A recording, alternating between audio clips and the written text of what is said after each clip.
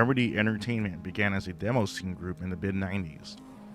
They were responsible for benchmarking utilities for PCs and made Death Rally, a car combat game. The Finnish developer struck mainstream gold with Max Payne and went on to make games such as Quantum Break and Alan Wake. Control is Remedy's first multi-platform game in a decade. And try to forget Narrative and this. presentation. You would play as Jessie Faden, who is played by Courtney Hope, I'm here. who is on a quest to find her brother Dylan. Dylan disappeared in a mysterious incident in her hometown, Ordinary. You wind up going into the Department of Control's office in New York, which is known as the oldest house.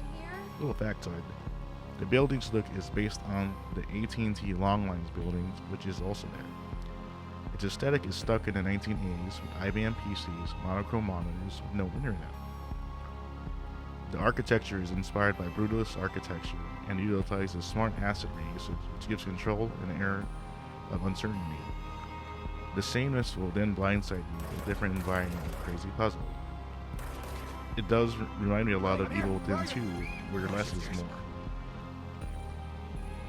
The backstory is provided by notes and OOP, objects of power, which are objects that have supernatural abilities. Some can throw you in alternate dimensions or form otherworldly creatures. The phenomenon is known as AWE, Altered World Events.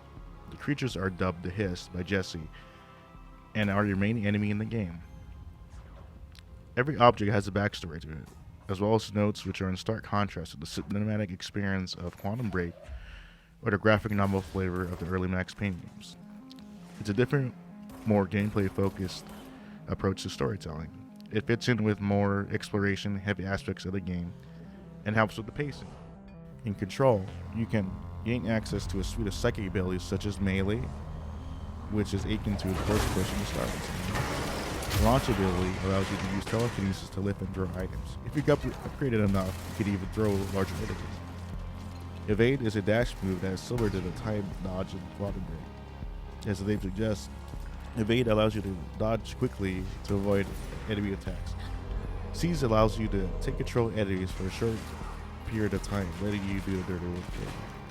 Lastly is Levitate, which is to attack enemies at different heights and fight hidden areas. Speaking of hidden areas, the game is full of them, and which ability allow you to backtrack well-treaded territories, such as like a adventure game. Speaking of hidden areas, the game is full of them, and each ability allows you to backtrack well-treaded territory, much like a Metroid style game. Besides your abilities, you also have a supernatural firearm called the Service Weapon, which is an upgradable living gun that takes on different shapes as it gains new abilities. Grip is your basic jack-of-all-trades weapon. It does decent damage and will be your go-to for most of the encounters. Scatter is a close-range shotgun type. It does great damage to tougher enemies and makes quick work of weaker ones. Spin is for the spare and pray fan, but is more accurate when fired in bursts. Pierce is a charge-based weapon that's useful for enemies and shields. Finally, Charge is a heavy weapon that can hold up to 3 explosive projectiles. No ammo needed, since the weapon recharges when it's not in use. Gunplay is focused on movement rather than holding your ground. It is used to stop and pop third-person shooter style, popular by Gears of War and the Uncharted franchise. The weapons all have mods that randomly drop from enemies or can be found in hidden areas. This allows a high level of customizability to tweak things. For example, you may wish to inflict as much damage as possible or play it risky and gain a damage multiplier when on low health. The mod also affects things like health, cooldown, and ability damage. Controls control are snappy and responsive, which help incentivize more aggressive play, graphics, and performance. The graphics feel like a late-gen game. Realistic skin materials, tons of objects and physics, and smooth animations shine within the game. This comes at the price of having a cap at 30 frames per second. This leads to some technical issues on console, where the frame rate stutters when there's a lot of effects such as explosion and debris on the screen. The current patch fixes most of the issues with the performance.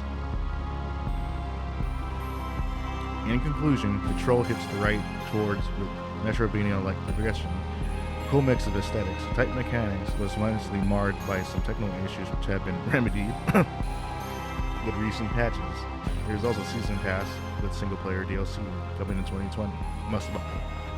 Rating 9.75 out of 10.